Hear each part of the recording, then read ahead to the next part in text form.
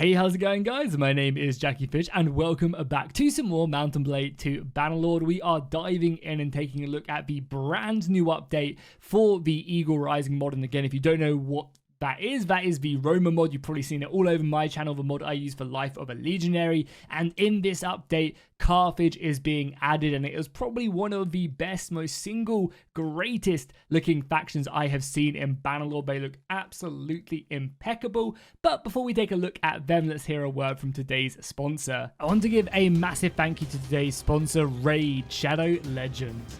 Raid Shadow Legends is the greatest mobile game of all time. Raid's got a ton of champions with over 600 currently in the game.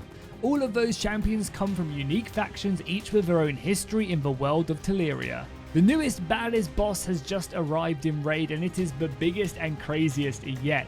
This thing is a goddamn Hydra with multiple different heads, each one being its own complete boss battle. One of my favourite heads is the Head of Wrath, which is a super angry damage dealer. It weakens and provokes your team, and when you've hit it 15 times it gets a new buff called a Vengeance, tripling its attack power. It can wipe you out in one go. Oh, and if the biggest baddest boss in the entirety of mobile gaming isn't enough for you, there's more. Raid's also giving away a super limited edition champion to every player in the game. Some of you may recognize him already. It is esports legend Na'Vi Superstar Simple. Between now and January 28th, 2022, Simple's limited edition champion is available for free to both new and old players in Raid. All you have to do to obtain him is log in for 7 days between now and January the 28th, and he is yours. If you miss that date, you've missed out forever. There's a ton happening this month in Raid, including awesome new champions and the faction war crypt for the Shadowkin.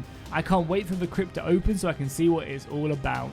There has seriously never been a better time to get started, and if you use my link in the description or scan my QR code on screen, you'll get a free starter pack worth almost $30 to kickstart your game. We're talking a free champion Anir, 200,000 silver, 1 energy refill, 1 XP boost, and 1 ancient shard, so you can summon a champion as soon as you get in the game. So what are you waiting for? So as I mentioned, Carthage is being added in this update with just a whole wealth of amazing looking armors, weapons, units, as well as mercenaries as well. So I think it's going to be such a great faction. However, before we do dive into that, and again, you can just skip ahead if you want to see just that, I want to go ahead and talk about the planned campaign. As they fill out more and more of Carthage, how are things going to change, and what factions are going to be added, because there are still a handful of factions that are still planned. So right, you can see on your screen right now, this is the current map of Carthage. They don't plan on making it a custom map, at least at this stage of development.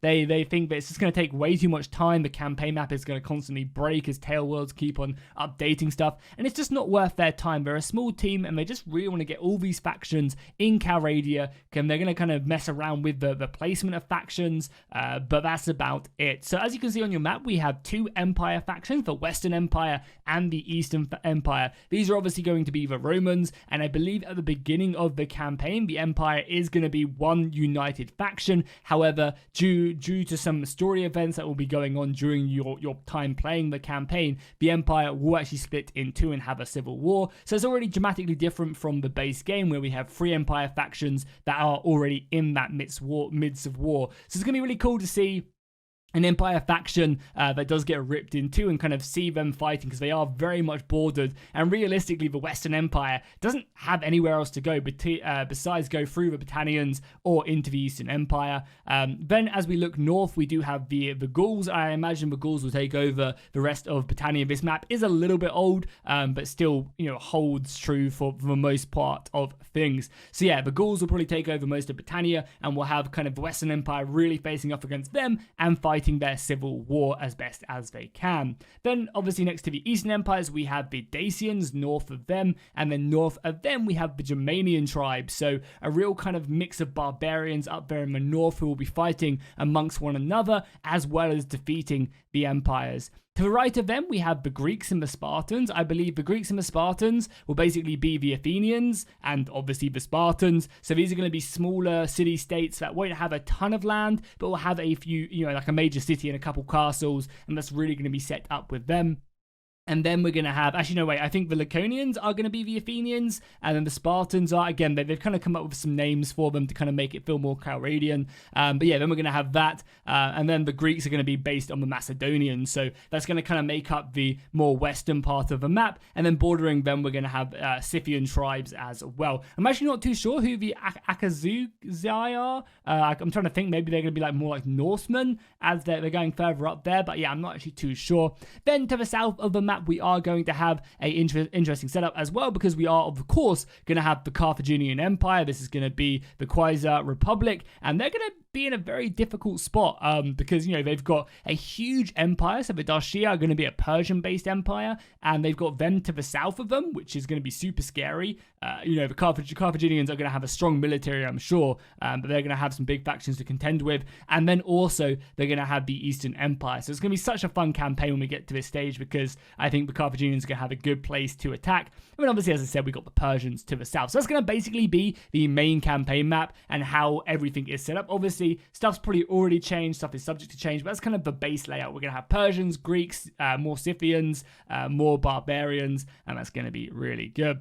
But now let's dive in and take a look at some of the amazing assets for the Carthaginian update. So what you guys are looking at right now are going to be more of the upper tier units. These are the models you can see with their custom helmets. They're really just incredible armor pieces. I'm going to be saying that word a lot, and you can see their spears as well.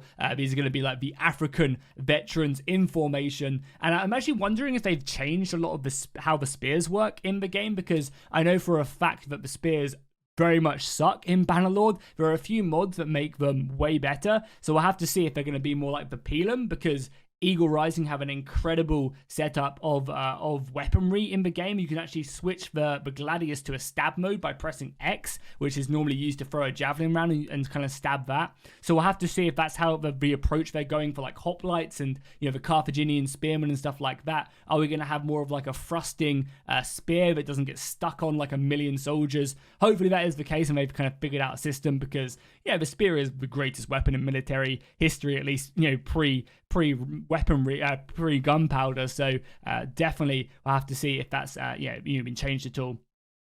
Then we move on to some more of the, again, upper tier armors. These are, again, looking really, really good. You can just see the detail going in. This is probably going to be a general's armor, or at least maybe the highest tier of infantry. Again, this is going to be a bit more of the mid-tier infantry armor. Looking good. And we now get some back shots again. Kind of got that nice neck protection as well that that type of armor is very much known for. And yeah, as I said, I would assume this would be more of the upper tier general armor. You can kind of see more of a mounted cavalry maybe would be wielding this. But you know, overall looks incredible. So impressive with the detail that they've put in. Now we get a little look at some of the lower tier armor as well. This is obviously going to be pretty stuck on the tier 2s maybe. I would imagine the tier 1s will be having just kind of a plain cloth, nothing crazy. And then maybe they upgrade to more of this kind of protection, which just kind of covers the heart and the liver. I believe this is a bit of bandit clothing right now as well. So there's obviously going to be custom bandits. It would suck if you were just fighting looters from Calradia. So I would assume in the Greek and kind of Carthaginian lands, you're going to have these mercenaries and these bandits roaming around in kind of, you know, ragtag armor. And again, great that they've kind of gone in and taken a look at that.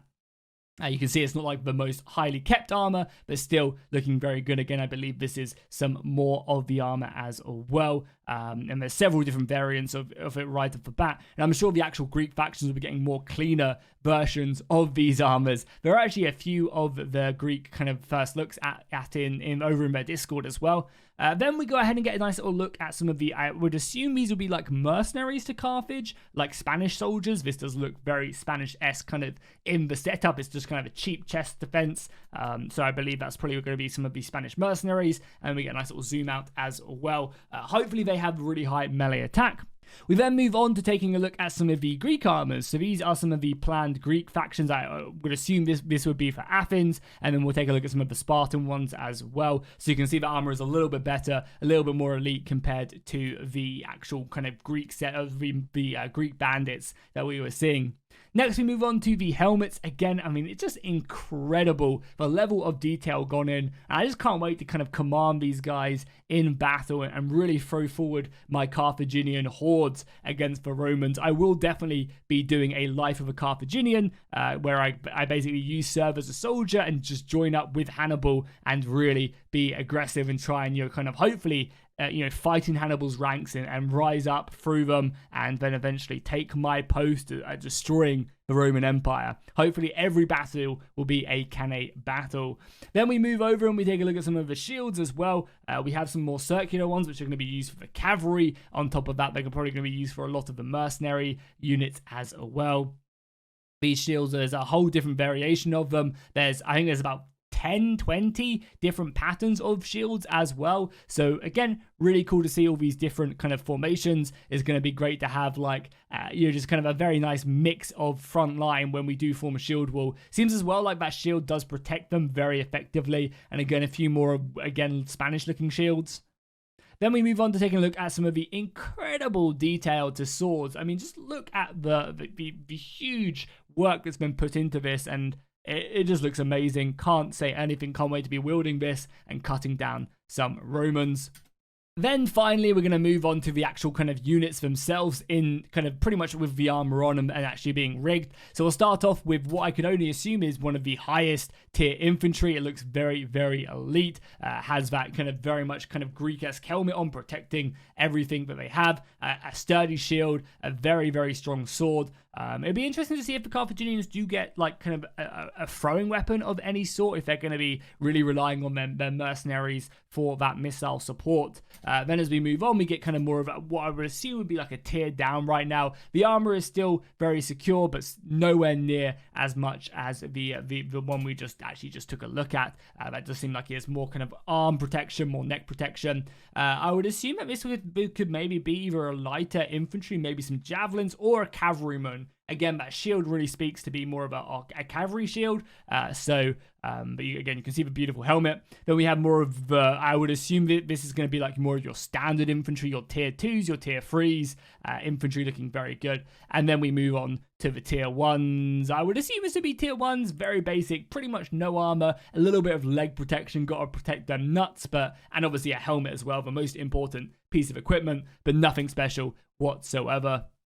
They're looking very, very weak. Again, some tier 2s probably upgraded from that, got a little bit more chest protection, helmet, smaller shield, and maybe a little bit of leg protection as well on this guy. But yeah, that's going to be it. Well, that's basically the overview of the new Carthaginian update. I will be sure to bring it to you guys as soon as I get my hands on it. You guys will be seeing it on the channel, taking a look at the campaign map, their units in battles. I'll do some Rome vs Carthage kind of custom battles, as well as that really fun Life of a Carthaginian campaign that I'm looking forward to. You guys will be seeing that on the channel. It'll be videos, it'll be streams, it'll be a blast. Members will be able to name characters. It'll be really, really good. So if you guys enjoyed this video, make sure you go ahead and drop a like and a comment down below. Massive thank you once again for Raid for sponsoring this video. Stuff like that really helps out the channel, allows me to do giveaways and so much more and kind of give back. So I'm very, very grateful, and I'll see you guys in the next one.